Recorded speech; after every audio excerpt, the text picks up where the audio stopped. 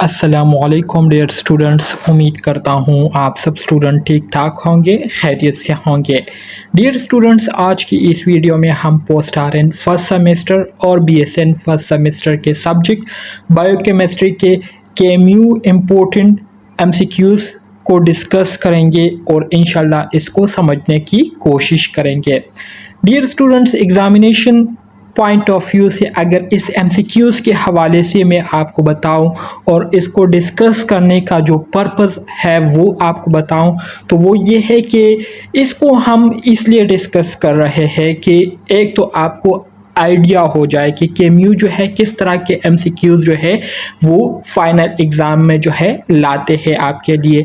दूसरा ये है कि आपको इससे जो है एक तरह की रिवीजन भी हो जाती है, क्योंकि बाज़ औक़ात केम्यू जो है वो फाइनल एग्ज़ाम के जो पेपर होते हैं वो पास पेपर से कहीं ना कहीं से कुछ ना कुछ एमसीक्यूज़ जो है वो उठा लेते हैं और आपके फाइनल एग्ज़ाम में जो है वो आपके लिए उससे पेपर तैयार कर लेते हैं। सो अगर आप पास पेपर्स को देखते हैं तो ये भी एक तरह से आपकी प्रिपरेशन हो जाती है। सो पास पेपर्स को देखना भी बहुत ज़्यादा ज़रूरी होता है, क्योंकि बाय चांस काम होता है, ठीक है। बाज़ औक़ात सारा पेपर जो है वो पास पेपर से एमसीक्यूज़ उठाकर आपके लिए उससे पेपर बनाया गया होता है, तो पास पेपर्स देखना बहुत ज़्यादा ज़रूरी होता है। लेकिन ये बात भी आप लोग अपने माइंड में रखें कि अगर आप सिर्फ इस सोच पर पास पेपर्स देखते हैं, ठीक है, कि इसी से एमसीक्यूज़ आते हैं और कोर्स को जो है आप बिल्कुल नेगलेक्ट कर लेते हैं, इग्नोर कर लेते हैं, तो याद रखिए ये आपकी सबसे बड़ी मिस्टेक है, ठीक है। तो ऐसा आप लोगों ने नहीं करना है। इसके अलावा जितने भी पोस्ट आरएन फर्स्ट सेमेस्टर के स्टूडेंट्स हैं, तो उनके लिए ये एक अनाउंसमेंट मैं कर रहा हूँ कि आपके लिए मैंने special post RN first semester का बुक जो है वो तैयार कर लिया है, जिसमें आपको हर एक सब्जेक्ट के हर एक यूनिट के टॉपिक वाइज एमसीक्यूज़ मिलेंगे। सो इसका मतलब ये है कि वो स्टूडेंट जिन्होंने अभी तक कोर्स को बिल्कुल देखा भी नहीं है, अगर वो लोग इस यूनिट वाइज एमसीक्यूज़ बुक को सही तरीके से याद करके समझ करके याद करें, तो इससे आपकी प्रिपरेशन इतनी हो जाएंगी कि आप अपने पेपर को 60 to 70% मार्क्स लेकर क्लियर कर सकते हैं। तो बहुत ही ज़बरदस्त एमसीक्यूज़ बुक में बना चुका हूँ पोस्ट आरएन फर्स्ट सेमेस्टर के स्टूडेंट्स के लिए। सो जो भी ऑर्डर करना चाहते हैं तो वो व्हाट्सएप नंबर मैंने यहाँ नीचे दिया हुआ है, आपको नज़र आ रहा होगा, तो इस पर रब्ता करके ऑर्डर कर सकते हैं। तो डियर स्टूडेंट्स, अपने एमसीक्यूज़ को डिस्कस करना स्टार्ट करते हैं और इसको समझने की कोशिश करेंगे। तो सबसे पहले हमारे साथ एमसीक्यू नंबर 1 है, जिसमें कहते हैं कि oxidation of which substance in the body yield the most calories. कहते हैं कि हमारे बॉडी में वो कौन से सब्सटेंसेस है, सब्सटेंसेस से मुराद वो कौन से मॉलिक्यूल है जिसकी ऑक्सीडेशन हो जाती है। ऑक्सीडेशन से मुराद जब उसकी मेटाबॉलिज्म हो जाती है तो वो सबसे ज़्यादा मिकदार में एनर्जी को प्रोड्यूस करती है। कैलोरीज से मुराद एनर्जी है, ठीक है। तो आपको पता है, मैंने आपको केमिस्ट्री ऑफ कार्बोहाइड्रेट के यूनिट में बताया था कि हम जब 1 ग्लूकोज मॉलिक्यूल की कंप्लीट मेटाबॉलिज्म हमारे बॉडी करती है तो उससे हमारे पास कितनी एनर्जी प्रोड्यूस होती है, उससे हमारे पास 4.6 इस तरह की एनर्जी जो है ये प्रोड्यूस होती है। 4.6 किलो कैलोरी एनर्जी प्रोड्यूस होती है। इसी तरह से प्रोटीन भी 4.6 किलो कैलोरी एनर्जी को प्रोड्यूस करता है, ठीक है। लेकिन अगर आप लिपिड के हवाले से देखें तो लिपिड्स के हवाले से मैंने आपको बताया था कि एक लिपिड मॉलिक्यूल की कंप्लीट मेटाबॉलिज्म से 9.3 किलो कैलोरी एनर्जी जो है वो प्रोड्यूस होती है। तो यहाँ पर ये बात क्लियर हो गई कि हमारे बॉडी में वो मॉलिक्यूल, वो सब्सटेंस जिसकी कंप्लीट ऑक्सीडेशन से सबसे ज़्यादा एनर्जी प्रोड्यूस होती है, तो वो हमारे साथ लिपिड्स है। ऑप्शन डी आपके पास क्या आएगा, सही आंसर आएगा। MCQ 2 में कहते हैं कि HDL से मुराद ये है कि high density lipid is synthesized and secreted from. High density lipid कहाँ पर बनते हैं और कहाँ से इसकी सिक्रीशन होती है, तो ये लिवर में बनते हैं और लिवर से ही इसकी क्या होती है, सिक्रीशन होती है। और ये सिक्रीशन हमारे बॉडी के नीड्स के मुताबिक होती है। जब हमारी बॉडी को हाई डेंसिटी लिपिड्स की ज़रूरत पड़ती है तो उसी टाइम हमारा लिवर जो है वो हाई डेंसिटी लिपिड को प्रोड्यूस करना शुरू कर देता है और प्रोड्यूस करने के बाद उसको सिक्रीट कर देता है। फिर MCQ 3 में कहते हैं कि which one is the heaviest particulate component of the cell.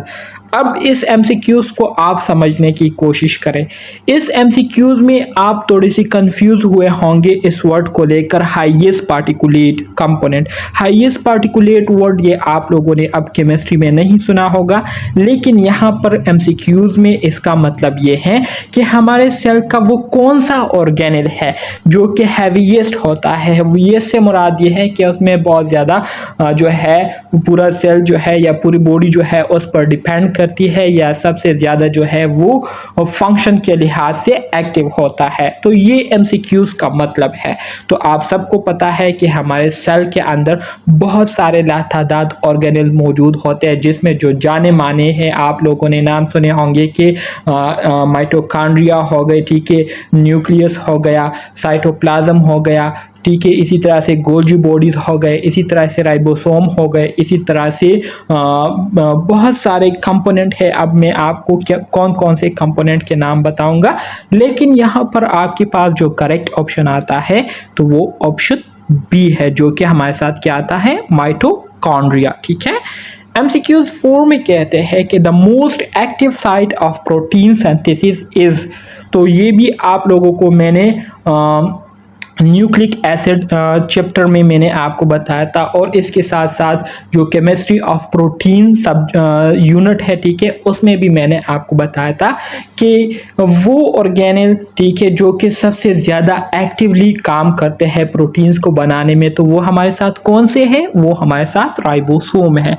तो राइबोसोम आपके पास करेक्ट ऑप्शन आएगा, ऑप्शन बी सही है। MCQs 5 में कहते हैं कि the degradative processes are categorized under the heading of, हमारे साथ जो डिग्रेडेटिव प्रोसेसेस होते हैं, डिग्रेडेटिव से मुराद ये है कि वो प्रोसेसेस जिसमें क्या होती है, जिसमें तोड़ फोड़ होती है, तो उसके लिए हम कौन सा स्पेसिफिक टर्म यूज़ करते हैं, तो आप सबको पता है कि वो हमारे साथ कैटाबॉलिज्म कहलाता है। कैटाबॉलिज्म जो है हमारे साथ क्या आएगा, करेक्ट ऑप्शन आएगा। ठीक है, क्योंकि कैटाबॉलिज्म ये वो प्रोसेस होता है जिसमें जो लार्ज मॉलिक्यूल होते हैं उसकी तोड़फोड़ होती है, उसको जो है सिंपल मॉलिक्यूल्स में जो है कन्वर्ट किया जाता है, तो इस वजह से इसको डिग्रेडेटिव प्रोसेस कहते हैं। ठीक है, तो कैटाबॉलिज्म आपके पास सही आंसर आएगा। MCQ 6 में कहते हैं कि the cellular organelle called suicide bag, मतलब वो सेलुलर ऑर्गेनेल जिसको सुसाइड बेग के नाम से भी जाना जाता है, जिसका दूसरा नाम सुसाइड बेग है, तो वो सेलुलर ऑर्गेनेल कौन सा है। सेलुलर ऑर्गेनेल से मुराद ये है कि सेल के अंदर जो पार्टिकुलेट पाए जाते हैं, जो ऑर्गेनेल होते हैं, उसको कहते हैं। तो वो सेलुलर ऑर्गेनेल जिसका दूसरा नाम सुसाइड बेग है, तो वो कौन सा है, तो वो आपके पास लाइसोसोम है। ठीक है, लाइसोसोम। सुसाइड बेग इसको इस वजह से कहते हैं कि जब हमारे बॉडी में कोई फॉरेन पार्टिकल एंटर हो जाता है तो ये लाइसोसोम क्या करता है, ये लाइसोसोम उस पर अटैक करके उसको जो है अपने अंदर जो है क्या कर लेता है, इनगल्फ कर लेता है। तो उस फॉरेन बॉडी को किल करते करते कभी कभी जो है ये खुद को भी उसके साथ ख़त्म कर लेता है, तो इस वजह से इसको सुसाइड बेग का नाम दिया गया है। तो ये हमारे साथ लाइसोसोम्स है। ठीक है। MCQ 7 में कहते हैं the fatty acid can be transported into and out of mitochondria through, कहते हैं कि हमारे साथ जो फैटी एसिड होते हैं तो ये माइटोकॉन्ड्रिया के अंदर जाते हैं और माइटोकॉन्ड्रिया से बाहर आते जाते हैं। ठीक है, तो ये किस चीज़ के ज़रिए जाते हैं, किस प्रोसेस के ज़रिए जाते हैं, एक्टिव ट्रांसपोर्ट के ज़रिए या फैसिलिटेटेड ट्रांसफ़र के ज़रिए या नॉन फैसिलिटेटेड ट्रांसफ़र या नॉन ऑफ दीज। तो ये फैसिलिटेटेड ट्रांसफ़र के ज़रिए जो है जाते हैं। फैसिलिटेटेड ट्रांसफ़र से मुराद ये है कि कुछ कंपोनेंट होते हैं जो कि इस फैटी एसिड के साथ कंबाइन होकर इसके साथ बॉन्डिंग बनाकर इसको क्या करती हैं, माइटोकॉन्ड्रिया के अंदर जाने देती है, और फिर कुछ कंपोनेंट्स होते हैं जो कि इसके साथ बॉन्डिंग करके माइटोकॉन्ड्रिया से इसको बाहर निकालती है। तो इस वजह से इसको कहते हैं फैसिलिटेटेड ट्रांसफर। ठीक है, तो फैसिलिटेटेड ट्रांसफर प्रोसेस के जरिए फैटी एसिड माइटोकॉन्ड्रिया के अंदर और बाहर जाते रहते हैं। MCQs 8, द अल्डोज शुगर इज, हमारे साथ जो अल्डोज शुगर है तो वो कौन से हैं मंदरजा झेल में से? तो अल्डोज शुगर से मुराद ये है कि ये वो शुगर मॉलिक्यूल होते हैं जिसमें हमारे साथ एल्डिहाइड ग्रुप अटैच होता है उसके स्ट्रक्चर में, तो वो आपके पास ग्लिसरोज आएगा। ठीक है, ग्लिसरोज, ऑप्शन ए आपके पास सही आएगा। MCQs 9 में कहते हैं two sugar which differ from one another only in configuration around a single carbon atom are known as, कहते हैं कि दो ग्लूकोज मॉलिक्यूल है मिसाल के तौर पर हमारे साथ। ठीक है, अब दोनों जो है हमारे साथ शुगर मॉलिक्यूल है, लेकिन ये एक दूसरे से किस बुनियाद पर डिफरेंट है? ये एक दूसरे से जो है कार्बन के जो 4 बॉन्ड बने हुए होते हैं। ठीक है, तो ये एक शुगर मॉलिक्यूल हो गया, ठीक है, मिसाल के तौर पर, और ये हमारे साथ दूसरा शुगर मॉलिक्यूल हो गया। तो अब यहाँ पर जो बॉन्डिंग हुई है, बॉन्डिंग की जो अरेंजमेंट हुई है, तो इस बॉन्डिंग की अरेंजमेंट के बुनियाद पर ये एक दूसरे से क्या होते हैं, मुख्तलिफ होते हैं, मुख्तलिफ नज़र आते हैं। तो ऐसे मॉलिक्यूल जो कि एक दूसरे से क्या होते हैं, मुख्तलिफ नज़र आ रहे होते हैं, किस चीज़ के बुनियाद पर? अरेंजमेंट की बुनियाद पर। ठीक है, सिंगल कार्बन एटम के साथ जो बॉन्डिंग हुई होती है, जो अरेंजमेंट हुई होती है, उसके बुनियाद पर। तो ऐसे शुगर मॉलिक्यूल को हम क्या कहेंगे? ऐसे शुगर मॉलिक्यूल को हम एपीमर्स कहेंगे। तो ऑप्शन ए आपके पास क्या आएगा, सही आएगा। MCQs number 10, the primary molecule used by the cell to supply small amount of energy when needed is, which is also one of the 4 nucleotide used to make RNA is। ठीक है, तो इसमें कहते हैं कि हमारे साथ वो प्राइमरी मॉलिक्यूल जो कि हमारी बॉडी उसको यूज़ करती है जब हमें एनर्जी की ज़रूरत होती है, तो हमारी बॉडी उसको यूज़ करके उससे एनर्जी हासिल करती है। तो वो कौन सा मॉलिक्यूल है जो कि सबसे पहले यूज़ होता है एनर्जी प्रोवाइड करने के लिए? तो आप सबको पता है वो आपके पास ATP है। ठीक है, ATP stand forward, ATP stand for adenosine triphosphate. ATP को जो है energy currency of the cell भी कहते हैं, ये आपने याद रखना है। और जो माइटोकॉन्ड्रिया है, माइटोकॉन्ड्रिया को power house of the cell कहते हैं। Power house of the cell इसको इसलिए कहते हैं क्योंकि इस माइटोकॉन्ड्रिया के अंदर ही ये ATP मॉलिक्यूल्स बनते हैं, तो इस वजह से इसको power house of the cell कहते हैं। क्लियर है? Very good. MCQs number 11, MCQs number 11 में कहते हैं कि DNA is made by enzyme called, DNA जो है एक एंजाइम के ज़रिए बनती है, उस एंजाइम को क्या कहते हैं? तो आप सबको पता है वो एंजाइम हमारे साथ DNA पॉलीमरेज है, DNA पॉलीमरेज। ठीक है, ऑप्शन ए आपके पास सही आएगा। DNA stand forward, DNA stand for deoxy ribo nucleic acid. DNA में हमारे साथ कौन सा शुगर होता है? DNA में हमारे साथ डीऑक्सी राइबोज शुगर होता है, जबकि RNA में हमारे साथ राइबोज शुगर होता है। ठीक है, अच्छा जी। 12 में कहते हैं कि कैरियर प्रोटीन्स कैन, हमारे साथ जो कैरियर प्रोटीन्स होते हैं तो ये क्या करते हैं?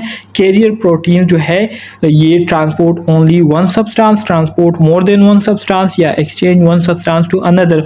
तो कैरियर प्रोटीन जो है perform all of these function, मतलब ये सारे फंक्शन जो है परफॉर्म करता है। तो ऑप्शन डी इसमें आपके पास सही आएगा। मतलब जब एक सब्सटेंस को ट्रांसपोर्ट करने की ज़रूरत होती है तो एक सब्सटेंस को ट्रांसपोर्ट करता है, जब एक से ज़्यादा सब्सटेंसेस को ट्रांसपोर्ट करने की ज़रूरत होती है तो फिर एक से ज़्यादा सब्सटेंसेस को ट्रांसपोर्ट करता है, और जब एक सब्सटेंस को दूसरे सब्सटेंस के साथ एक्सचेंज करने की ज़रूरत होती है, उसका तबादला करने की ज़रूरत होती है, तो वो भी करती हैं। तो इस वजह से ऑप्शन डी हमारे साथ ठीक आएगा, जिसमें कहते हैं कि perform all of these function, ये तमाम फंक्शन जो है कैरियर प्रोटीन परफॉर्म करते हैं। MCQs 13 की तरफ आ जाते हैं, जिसमें कहते हैं कि the carbohydrate of the blood group substance is, हमारे साथ जो ब्लड ग्रुप सब्सटेंसेस के कार्बोहाइड्रेट होते हैं तो वो आपके पास कौन से हैं, वो आपके पास बी है, फ्यूकोज। ठीक है, फ्यूकोज जो है ये आपके पास क्या है, ब्लड ग्रुप सब्सटेंसेस के कार्बोहाइड्रेट्स में आता है। 14 में कहते हैं the sugar found in milk is, milk में जो शुगर पाया जाता है तो वो कौन सा है, आप सबको पता है कि वो हमारे साथ लैक्टोज है। ठीक है, लैक्टोज शुगर, ऑप्शन डी, आप सबको पता है, मुझे पता है ये। MCQs 15 में कहते हैं कि सक्रोज कंसिस्ट ऑफ, सबसे पहले आप लोगों ने ये याद रखना है कि सक्रोज ये आपके पास क्या है, ये आपके पास डाइसेक्राइड है, मतलब दो शुगर मॉलिक्यूल के मिलाप से ये बना हुआ एक मॉलिक्यूल है। तो ये आपके पास डाइसेक्राइड है जो कि दो शुगर मॉलिक्यूल से बना हुआ है।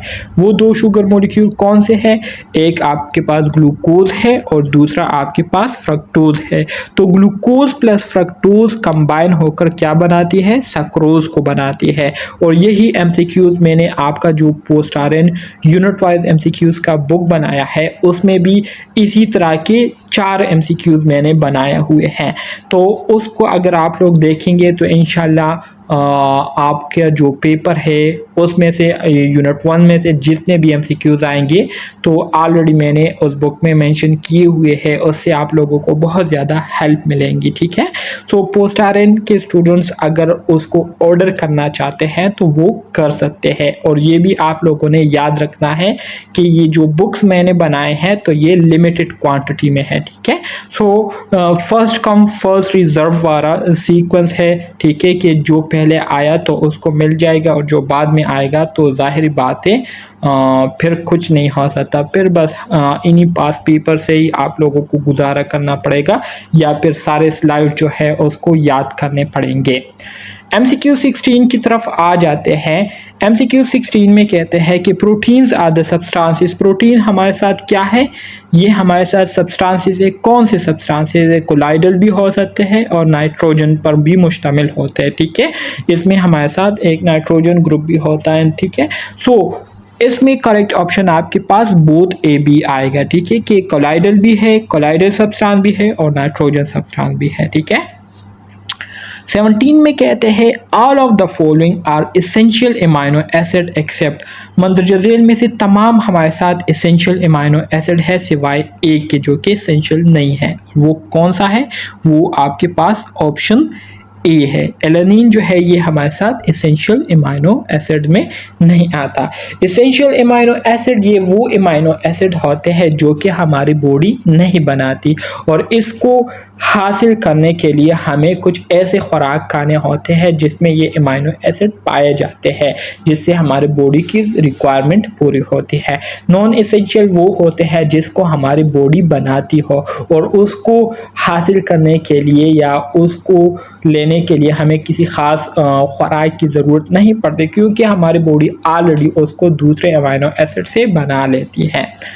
Albumin is a dash protein, albumin जो है ये हमारे साथ कौन सा प्रोटीन है, ये हमारे साथ कंपाउंड प्रोटीन है। ठीक है, सिंपल प्रोटीन नहीं है, कंपाउंड प्रोटीन है एल्ब्यूमिन, ये आपने याद रखना है।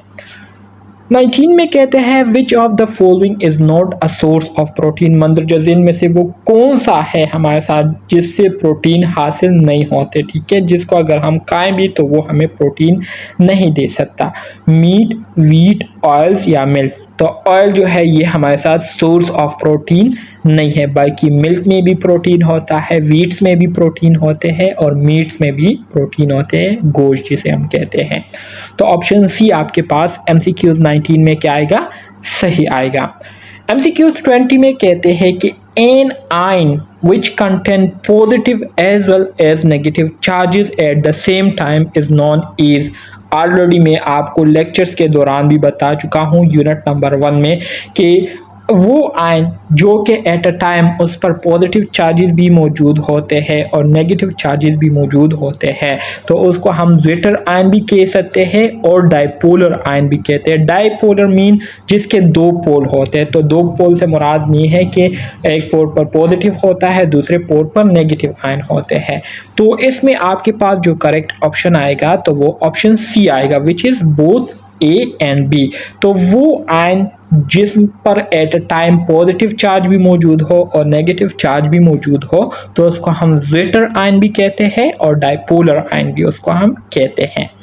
21 में कहते हैं कि all of the following are aldehyde sugar except मंदरजज़ील में से तमाम हमारे साथ अल्डिहाइड शुगर है, मतलब वो शुगर जिसके स्ट्रक्चर में अल्डिहाइड ग्रुप हमारे साथ क्या होता है, अवेलेबल होता है।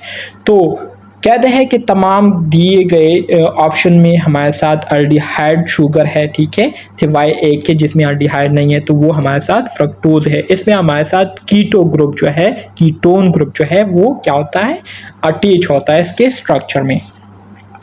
22 में कहते हैं collagen is a protein of, collagen जो है ये हमारे साथ किस चीज़ का प्रोटीन है, सॉफ्ट टिश्यूज़ का, नर्व टिश्यूज़ का, ब्लड प्लाज्मा का या कनेक्टिव टिश्यूज़ का। तो ये हमारे साथ कनेक्टिव टिश्यूज़ का प्रोटीन है। ऑप्शन डी आपके पास इसमें क्या आएगा, सही आएगा। 23 में कहते हैं the phosphoprotein present in egg York, egg की जो जर्द होती है, ठीक है, उसमें हमारे साथ जो फोस्फोप्रोटीन होता है तो वो क्या है, वो हमारे साथ एल्ब्यूमिन है, ठीक है, उस प्रोटीन को हम एल्ब्यूमिन कहते हैं। सही है, ऑप्शन ए आपके पास इसमें सही आएगा। 24 में कहते हैं reduction of glucose well give, जब ग्लूकोज की रिडक्शन होती है, रिड्यूस होती है, तो ये हमें क्या देती है, ये हमें सोर्बिटोल जो है देती है। ऑप्शन बी आपके पास सही आएगा। 25 विच one of the following is the class formula of ketone, तो कीटोन का जो क्लासिक फार्मूला है ऑलरेडी मैं आपको बता चुका हूँ, ठीक है, कि कीटोन की जो स्ट्रक्चर होता है उसमें आपके पास ऑक्सीजन के साथ डबल बॉन्डिंग कार्बन ने की होती है, जैसे कि यहाँ पर मैं आपको बनाकर देता हूँ। ये आपके पास क्या है, ये आपके पास कीटोन का एक स्ट्रक्चर है, एक अल्काइल इस तरफ हो गया अल्काइल ग्रुप या और एक अल्काइल ग्रुप जो है इस तरफ हो गया, तो इसको आप मिथाइल ग्रुप भी कह सकते हैं या अल्काइल ग्रुप भी कह सकते हैं। इसको आप R से भी रिप्रेजेंट कर सकते हैं और इस तरह CH3 के फॉर्म में भी रिप्रेजेंट कर सकते हैं। और इसी तरह से आप देख सकते हैं कि कार्बन और ऑक्सीजन के दरमियान क्या है, डबल बॉन्डिंग हुई है। तो इसमें आपके पास करेक्ट ऑप्शन बी आएगा, ठीक है। कीटोन का जो करेक्ट क्लासिक फार्मूला है, ठीक है, वो आपके पास ऑप्शन डी है, ठीक है, ऑप्शन बी सॉरी। तो ये आपने याद रखना है अपने साथ, बहुत ही ज़्यादा सिंपल है, आप लोगों ने जो है इन फार्मूलों से परेशान नहीं होना। यूनिट नंबर 2 या जो यूनिट नंबर 3 है ऑर्गेनिक केमिस्ट्री, उसमें मैंने आपको ये सारी चीज़ें काफ़ी डिटेल के साथ समझाई हुई है कि किस तरह से आपने स्ट्रक्चर्स को नेम देने हैं, आईयूपीएसी सिस्टम के ज़रिए किस तरह से आपने नेमिंग देनी है, ठीक है, वो सारे रूल्स रेगुलेशन में आप लोगों को बता चुका हूँ। 26 में कहते हैं all of the following are organic compound except, मंदरजज़ील में से तमाम हमारे साथ ऑर्गेनिक कंपाउंड है सिवाय एक के जो कि ऑर्गेनिक कंपाउंड नहीं है। तो वो आपके पास क्या है, वो आपके पास कार्बन डाइऑक्साइड है। ऑर्गेनिक कंपाउंड किसे कहते हैं, ऑर्गेनिक कंपाउंड से मुराद ये है कि वो कंपाउंड जिसके स्ट्रक्चर में कार्बन जो है ये क्या होता है, ये मेजर कंपोनेंट होता है या मेजर एलिमेंट होता है, ठीक है, कार्बन, तो इसको हम ऑर्गेनिक कंपाउंड कहते हैं, ठीक है। तो इसमें फिर हमारे साथ एक्सेप्शनल केसेस भी आ जाते हैं, बहुत सारे ऐसे आपको कंपाउंड मिलेंगे, मॉलिक्यूल मिलेंगे जिसके स्ट्रक्चर में carbon as a main element जो है वो मौजूद होता है, लेकिन फिर भी हम उसको ऑर्गेनिक कंपाउंड नहीं कंसीडर करते। जैसे कि यहाँ पर कार्बन डाइऑक्साइड की ही आप एक एग्जांपल ले लें, इसमें कार्बन मौजूद है लेकिन फिर भी इसको हम ऑर्गेनिक कंपाउंड जो है कंसीडर नहीं करते, ठीक है। तो ऑप्शन डी इसमें आपके पास सही आंसर आएगा। 27 की तरफ आ जाते हैं, कहते हैं कि all of the following are non essential amino acid except, मंदरजज़ील में से जो है हमारे साथ क्या है, तमाम जो है नॉन एसेंशियल अमीनो एसिड है सिवाय एक के जो कि नॉन एसेंशियल अमीनो एसिड नहीं है।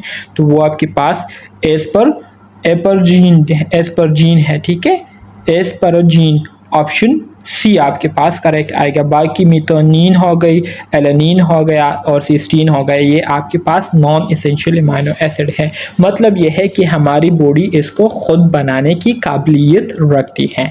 तो ऑप्शन सी इसमें आपके पास क्या आएगा, सही आंसर आएगा। MCQs 20 8 में कहते हैं कि the attractive forces that hold atom together in a substance, वो फोर्स ऑफ अट्रैक्शन जिसके ज़रिए एटम जो है एक सब्सटेंस में जो है एक दूसरे के क्या होते हैं, एक दूसरे के साथ उसने बॉन्डिंग की होती है, ठीक है, और एक दूसरे को उसने होल्ड रखा ही होता है। तो उस अट्रैक्टिव फोर्सेस को हम क्या कहते हैं? दोबारा से एमसीक्यूज को सुने कि the attractive forces that hold atoms together in a substance, एक सब्सटेंस में जो एटम्स होते हैं वो एक दूसरे के साथ जुड़े हुए होते हैं, एक दूसरे के साथ जो है वो क्या हुए होते हैं, चिपके हुए होते हैं। तो जिस अट्रैक्टिव फोर्स की वजह से ये चिपके हुए होते हैं सब्सटेंस में, तो इस तरह के जो फोर्सेस होते हैं इसको हम क्या कहेंगे? केमिकल बॉन्ड कहेंगे। ऑप्शन सी आपके पास सही आंसर आएगा। 29 में कहते हैं कि all of the following are monosaccharides. Monosaccharide से मुराद वो शुगर मॉलिक्यूल जो कि एक ग्लूकोज मॉलिक्यूल, ग्लूकोज यूनिट से बने हो, उसको हम मोनोसेक्राइड कहते हैं। तो इसमें आपके पास क्या जाता है? इसमें आपके पास ग्लूकोज, गैलेक्टोज, मोनोज, ये तीनों जो है आपके पास क्या है? ये तीनों आपके पास मोनोसेक्राइड है। अपने साथ ये याद रखें, तीनों के नेम आप लोगों ने याद रखने हैं।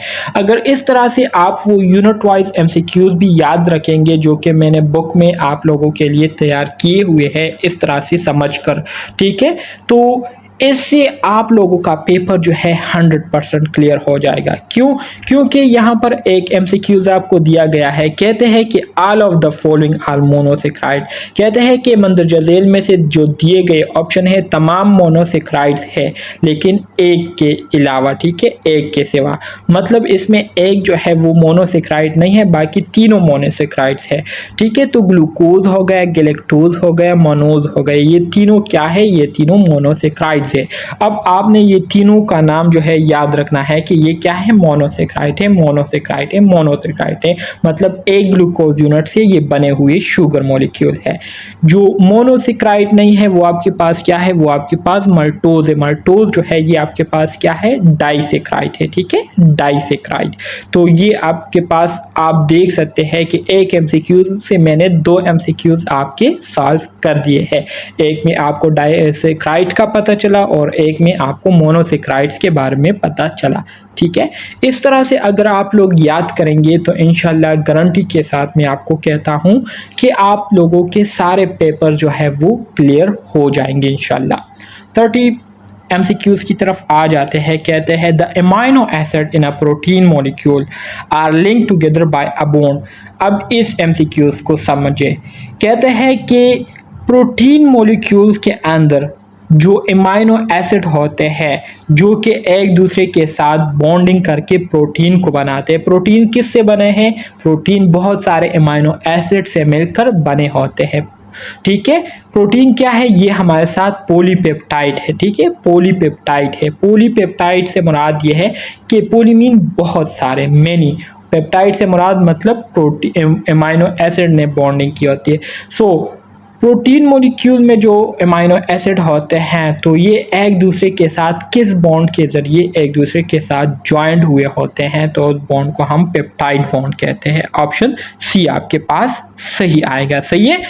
पॉलीपेप्टाइड, देखिए पॉलीपेप्टाइड, पेप्टाइड से ही, अगर आप इस पॉलीपेप्टाइड नेम पर थोड़ा सा गौर करें तो इस नेम में ही आपको जो है इस एमसीक्यूज का जवाब आपको जो है वो दिया गया है कि इसमें क्या है? इसमें पेप्टाइड बॉन्ड है। तो ऑप्शन सी आपके पास सही आएगा।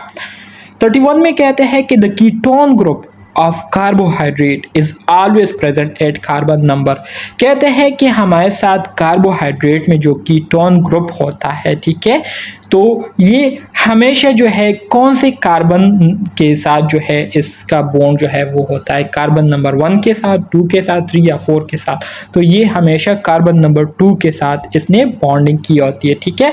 जैसे कि अगर मैं आपको यहाँ पर एक स्ट्रक्चर बना कर दूँ तो यहाँ पर ये जगह मैं थोड़ा सा क्लियर कर लेता हूँ स्ट्रक्चर बनाने के लिए, ताकि आप लोगों को ये चीज़ समझ में आ जाए। मैं एक सिंपल स्ट्रक्चर बनाता हूँ, ज़रूरी नहीं है कि ये स्ट्रक्चर ठीक हो, लेकिन जस्ट समझाने के लिए ये स्ट्रक्चर बना रहा हूँ, ठीक है, जितना मुझे याद है। ये CH3 और इसी तरह से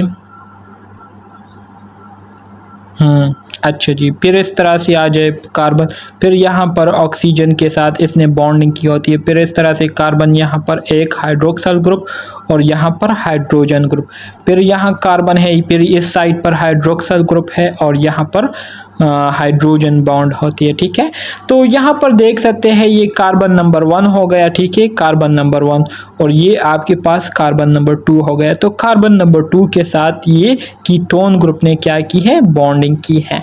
तो यहाँ पर आपके पास जो करेक्ट ऑप्शन आएगा तो वो क्या आएगा, ऑप्शन बी आएगा कि सेकेंड कार्बन के साथ जो है कीटोन ग्रुप ने क्या की होती है, बॉन्डिंग की होती है।